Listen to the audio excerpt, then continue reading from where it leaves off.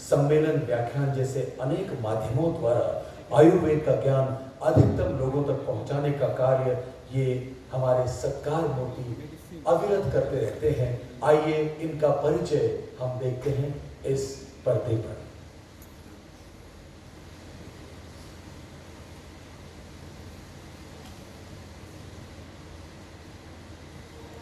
सांडू आयुर्वेद भूषण, गौरव तपश्चर्या का, आयुर्वेद के सम्मान का।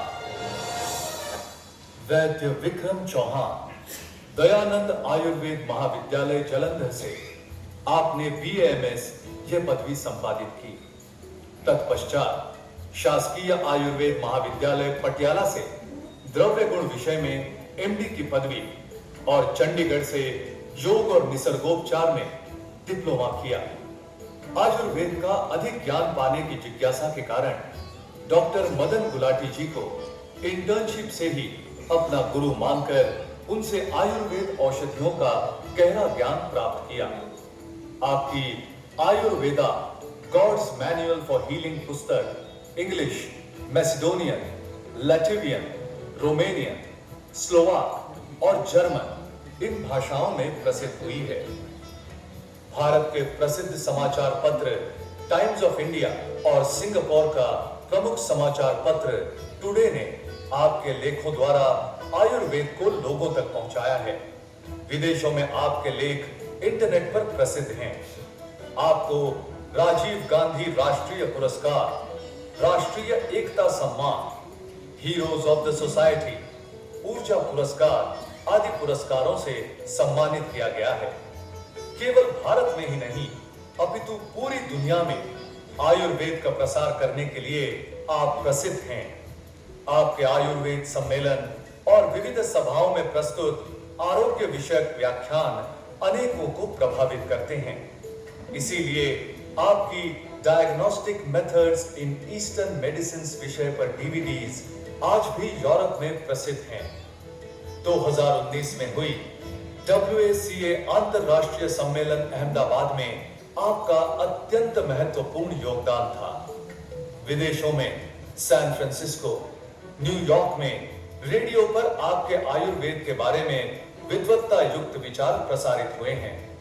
आपने भारत में भी दूरदर्शन द्वारा आयुर्वेद को प्रत्येक घर तक पहुंचाया है। आपने पंजाब में टेलीविजन पर प्रदर्शित होने वाले प्रसिद्ध कार्यक्रम लश्करा में आयुर्वेदिक वनस्पतियों के बारे में जानकारी दी है। आप infertility, chronic kidney disease, joint problems आदि विकारों से पीड़ित अनेक रुग्णों को निरंतर सेवा दे रहे हैं। आयुर्वेद का गहरा अभ्यास और आयुर्वेद को देश विदेशों में पहुंचाने का अनमोल कार्य आप निरंतर कर रहे हैं। बिना प्रयास के कभी सफलता नहीं मिलती और सच्चा प्रयास कभी असफल नहीं होता। ये आपका जीवन देखकर प्रतीत होता है। आज 24 नवंबर 2019 के दिन सांडू आयुर्वेद गौरव समारोह के अवसर पर सांडू आयुर्वेद भूषण यह पुरस्कार आपको प्रदान करते हुए हम गौरवान्वित महसूस करते हैं।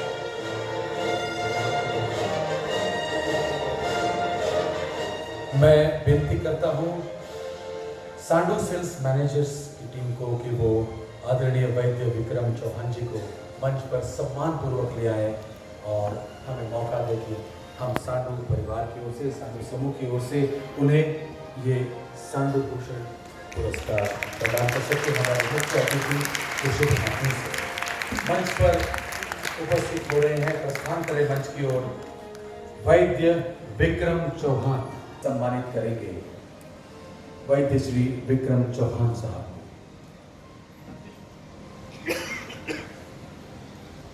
Sir centre. तालियों की आवाज सरकार के हर क्षण पर गूंजती रहे।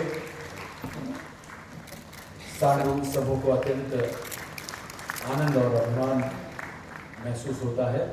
अब मैं सर विनती करूंगा कि पुनेरी पगड़ी और उसके साथ फ्रूट बास्केट देकर सम्मानित करें श्री विजय सांडू जी।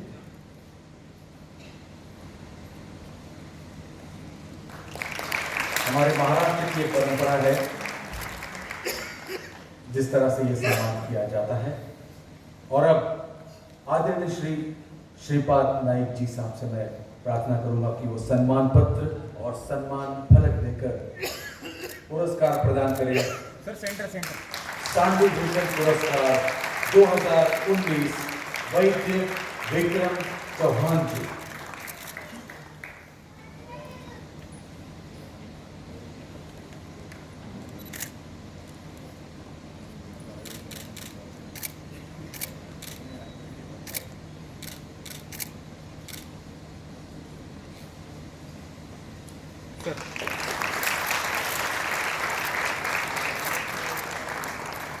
सर इधर स्ट्रेट सर। बहुत बहुत शुक्रिया। और अब धन्वंतरी मूर्ति देंगे डॉक्टर नागेश सानी। किसी भी वैद्य के लिए धन्वंतरी सर, की सर, प्रतिमा सेंटर सबसे बड़ा आदरणीय क्षण होता है। जहां पर हम नतमस्तक होते हैं वो है धन्वंतरी जी।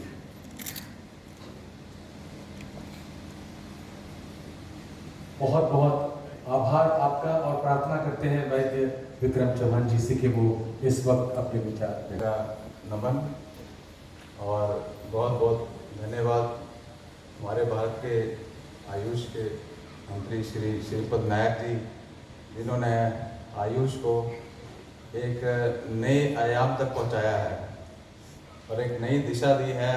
और मैं चूँकि बाहर जाता रहता हूँ यूरोप में और देखता हूँ कि आयुर्वेद की इतनी महिमा फैल चुकी है भारत की और आयुर्वेद की कि लोगों को ज़रूरत है आयुर्वेदिक वैद्यों की। जो आयुर्वेद के स्टूडेंट्स इस समय बैठे हैं उनको मैं खुशखबरी देना चाहता हूँ कि आप सबकी लॉटरी निकल चुकी है। ये सोचिए कि पहले हम सोचते थे कि हम आयुर्वेद प्रैक्टिस करेंगे कि एलोपैथी प्रैक्टिस करेंगे कि क्या करेंगे, परंतु आज के युग में आयुर्वेद जो है बहुत ज़्यादा चरम सीमा पर पहुंच चुका है और बहुत भारी मात्रा में वैद्यों की डिमांड है। और मैं सांडू के आयोजकों का भी बहुत धन्यवाद करता हूं और कि उन्होंने इस धरोहर को पिछले 120 वर्षों से संभाल के रखा और उसको यहाँ तक लेके आए। क्योंकि मैं इमेजिन कर सकता हूँ कि उस समय जब ब्रिटिश का राज था तो कितना मुश्किल हुआ होगा इसको कंटिन्यू करना और यहाँ तक लेके आना। मैं जो कि खुद भी MD हूँ द्रव्य गुण में और रस औषधियों का भी थोड़ा प्रयोग करता हूँ, परंतु ज़्यादातर वन औषधियों का ही प्रयोग करता हूँ और कुछ फॉर्मुलेशन अपने डेवलप करता हूँ। अपने प्लैनेट आयुर्वेदा के नाम से कंपनी भी है जो यूरोप में और अमेरिका में और कनाडा में प्रोडक्ट्स मेरे रजिस्टर्ड प्रोडक्ट हैं मेरे और पेशेंट्स भी हैं सब जगह। परंतु कुछ ऐसी औषधियाँ हैं जो बीइंग ए डॉक्टर मैं समझता हूँ कि एज ए कंपनी हम सब औषधियाँ नहीं बना सकते हैं। कुछ औषधियाँ ऐसी हैं जो हम जैसे सांडू के काढ़े हैं वो हम सांडू से ही ले सकते हैं। जो रिजल्ट हमें सांडू के काढ़ों से मिलते हैं वो बीइंग MD आयुर्वेदिक वन औषधि का होने के बावजूद भी मैं सोचता हूँ कि मुझे सांडू से जो चीज़ें मिल रही हैं बनी बनाई मैं अपनी प्रैक्टिस में यूज़ करूँ। मैं चंडीगढ़ में करीब 40-50 पेशेंट पर डे देखता हूँ और उसमें जो सांडू की औषधियाँ भून इम्बादी काढ़ा, पथ्यादी काढ़ा, जॉन्डेक्स सिरप ये मैं खूब प्रयोग करता हूँ और मुझे बहुत ही ऐसे रिजल्ट्स मिलते हैं अपनी OPD में जो कि अनएक्सपेक्टेड हैं, एक्सप्लेन नहीं किए जा सकते। जैसे मैं डॉक्टर रामदास को सुन रहा था शुरू में कि हर एक डिजीज में हमें ऐसे ही रिजल्ट्स मिलते हैं। कितने भी कॉम्प्लिकेटेड डिजीज हो तो आयुर्वेद में हम क्लिनिकली देखते हैं क्योंकि इतने पेशेंट रोज देखते हैं तो हमें इमीडिएटली रिजल्ट्स देखने को मिलते हैं। एक मैं केस सुनाना चाहूँगा। ITP नाम की एक डिजीज होती है, उसमें क्या है प्लेटलेट कम हो जाते हैं। वो मैंने नहीं सोचा था कि मैं इस बीमारी का इलाज कर सकता हूँ। क्योंकि हम आयुर्वेद पढ़े हुए हैं तो हम आयुर्वेदिक सिद्धांतों के हिसाब से ही ट्रीटमेंट करते हैं। तो वो पैथिक रोग है तो मुझे लगा कि इस तरह की औषधियाँ मैं देता हूँ। बच्चा था, कोई दिल्ली से मुझे फ़ोन आया कि सर ये बच्चा है, ITP नाम की बीमारी है। उसमें ITP में क्या होता है कि मॉडर्न मेडिकल सिस्टम में उसका कोई खास इलाज नहीं है। उसमें ब्लड प्लेटलेट्स बहुत कम हो जाते हैं और वो बहुत महंगा इलाज है और फिर भी इलाज नहीं हो पाता। तो मुझे फ़ोन आया कि सर हम क्या करें। तो मैंने उनको कुछ पुड़िया का नुस्खा वहीं से फ़ोन पे लिखवाया कि आप इसमें प्रवाल पिष्टि, जैनवरा पिष्टि, अकीक पिष्टि, इस तरह की मुक्ता पिष्टि और ये पिष्टियाँ और कुछ बलार क्रस और इस तरह के कुमार कल्याण रस वगैरह दीजिए तो डेफिनेटली रिजल्ट मिलेगा। केमिस्ट पे जाइए, आयुर्वेद के केमिस्ट से बनवा लीजिए। वो केमिस्ट पे गए। जो बच्चा 6-7 महीने का था और जन्म से ही उसको ये समस्या थी और वो करीब 10-15 लाख रुपए खर्च कर चुके थे, विद इन 2 डेज वो बच्चा ठीक ही हो गया। 2 दिन के अंदर उनका फोन आया कि सर आपने क्या चमत्कार किया। और मुझे भी, वो मेरा पहला केस था, फर्स्ट केस था मेरा ITP का। आज से 5-6 साल पुरानी बात है। विद इन 2 डेज वो बच्चा ठीक हो गया हमेशा के लिए। और अभी भी 6 साल से वो मुझे फ़ोन करके बताते हैं कि वो ठीक है। उसके बाद कम से कम मैं ITP के कम से कम भी 1000 केसेस ठीक कर चुका हूँ। मैं एक चिकित्सक हूँ, मैं एक रिसर्चर नहीं हूँ, परंतु मैं चाहता हूँ कि मेरे साथ जो भी रिसर्च करना चाहे मेरे केसेस ले लें और अपना रिसर्च करें। मैं सब कुछ देने के लिए तैयार हूँ, शेयर करने के लिए तैयार हूँ। और भी इसके अलावा बहुत सारी डिजीज़ जैसे डॉक्टर रामदास ने बताई हैं कि हम उनको 100% ठीक कर सकते हैं। एवियन का केस था, ऐसे बहुत सारे एवियन के केसेस हैं, ऑर्थो के केसेस हैं, न्यूरो के केसेस हैं जिनमें हमें बहुत अच्छे रिजल्ट्स मिलते हैं। लिवर फेलियर के केसेस हैं। हर रोज मैं देखता हूँ कितने अच्छे रिजल्ट्स हैं। परंतु एक समस्या ये है कि हम आयुर्वेद के MD होने के बावजूद भी एक क्लेम नहीं कर सकते कि 100% हम ठीक कर सकते हैं। From legal point of view हम आयुर्वेद हमारी धरोहर है, हमारी परंपरा है, हमारे चरक शास्त्र में सब कुछ लिखा है कि इस डिजीज का इलाज है, 100% पॉसिबल है। उसमें प्रोग्नोसिस का चैप्टर्स है, हर चैप्टर में प्रोग्नोसिस लिखा हुआ है कि इसका साध्य है, असाध्य है, कष्ट साध्य है। तो जो रोग साध्य हैं और एलोपैथी में साध्य नहीं है, हमारे आयुर्वेद में साध्य है। कम से कम हम उनको तो क्लेम कर सकें कि ये हम आयुर्वेद के हिसाब से ये साध्य रोग है और हमें इजाज़त दी जाए कि हम उनको क्लेम कर सकें कि ये हम बीमारी ठीक कर सकते हैं। तो हमें मॉडर्न पैरामीटर्स की जरूरत नहीं होनी चाहिए। हमें आयुर्वेद के हिसाब से ये फ्रीडम होनी चाहिए कि हम एटलीस्ट जो आयुर्वेद के स्नातक हैं या पोस्ट ग्रेजुएट्स हैं, जो MD हैं, जो आयुर्वेद के पढ़े लिखे ग्रेजुएट, एटलीस्ट उनको ये फ्रीडम होनी चाहिए कि वो अपने लेवल पे उसको क्लेम कर सके। बाकी आयुर्वेद के डायग्नोस्टिक मेथड जो है वो बहुत ही यूनिक है। उनकी क्या मैं व्याख्या करूं। आयुर्वेद एक ऐसी ऊंची साइंस है जिसको समझना बहुत ही सरल भी है और मुश्किल भी है। अगर मैं सरल कहूं तो एक पेशेंट को देख के हम उसकी प्रकृति का एनालिसिस लगा सकते हैं कि इस पेशेंट को इसकी क्या प्रकृति है, उसको क्या बीमारी हो सकती है, क्या हुई थी और क्या होगी आगे, क्या चल रही है। दूर से ही हम देख लेते हैं वातिक है, पैथिक है, कफज है, इसकी क्या प्रकृति है, उस हिसाब से उसका डायग्नोसिस करना शुरू कर देते हैं जैसे ही वो एंटर करता है। हमें किसी पेपर की, किसी डायग्नोस्टिक टेस्ट की, किसी MRI की जरूरत नहीं पड़ती। दूसरे नंबर पे हम अगर हमें फिर भी समझना आए तो हम पल्स देखते हैं। बात पित्त कफ के अनुसार हम चिकित्सा करते हैं और पेशेंट को डेफिनेटली रिजल्ट मिलता ही मिलता है। फिर उसके बाद हम अपना जो जीवा, माल मूत्र, नाड़ी और नेत्र वगैरह देख करके, उसकी आकृति देख करके, उसकी वाणी देख करके भी हम डायग्नोसिस कर सकते हैं। काफ़ी देशों में मैं जाता रहता हूँ, वहाँ पे पेशेंट मुझे, जब मैं पेशेंट देखता हूँ, देख के उसको बताना शुरू कर देता हूँ। जब वो एंटर करते हैं तो मैं बोलता हूँ कि आप इस तरह के स्वभाव के व्यक्ति हैं। तो बड़े हैरान होते हैं कि आप वैद्य हैं कि आप ज्योतिषी हैं, कि आप एस्ट्रोलॉजर हैं, जो मेरे को आप अभी से बता रहे हैं कि मुझे मैं इस तरह का व्यक्ति हूँ। ये तो बिल्कुल ठीक है, क्योंकि हमने तो किताब में पढ़ा है और वही किताब में मैंने लिखा है गॉड मैनुअल ऑफ हीलिंग।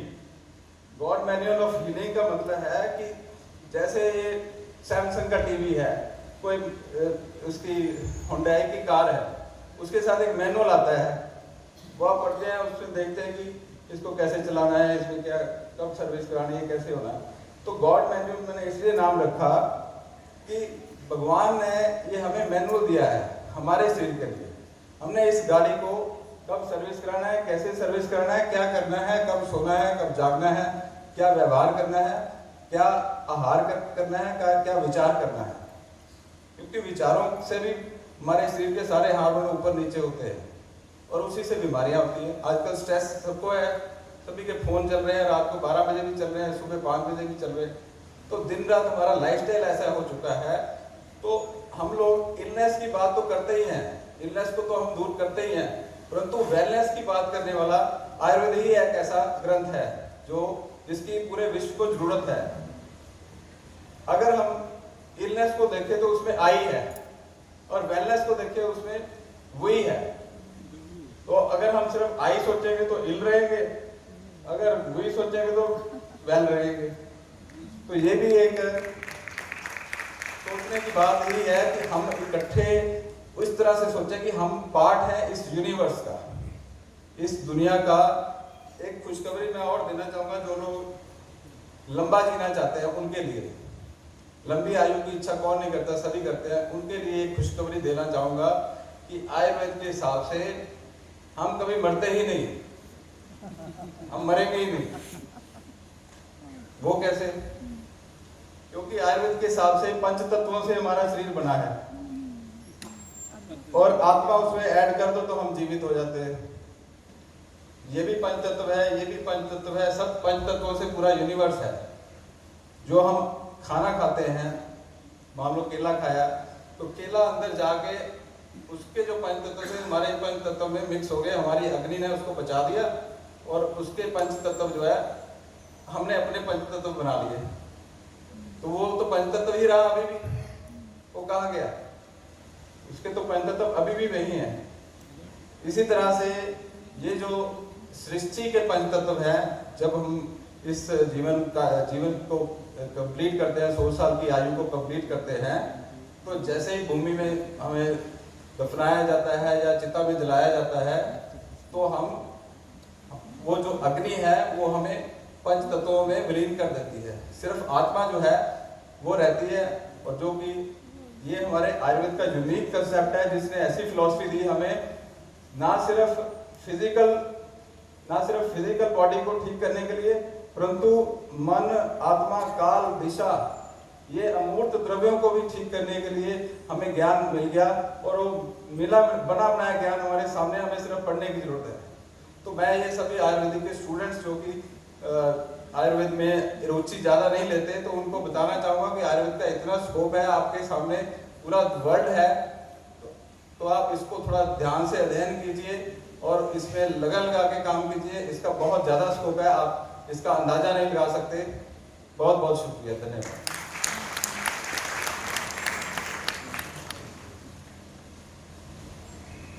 धन्यवाद वैद्य विक्रम चौहान साहब।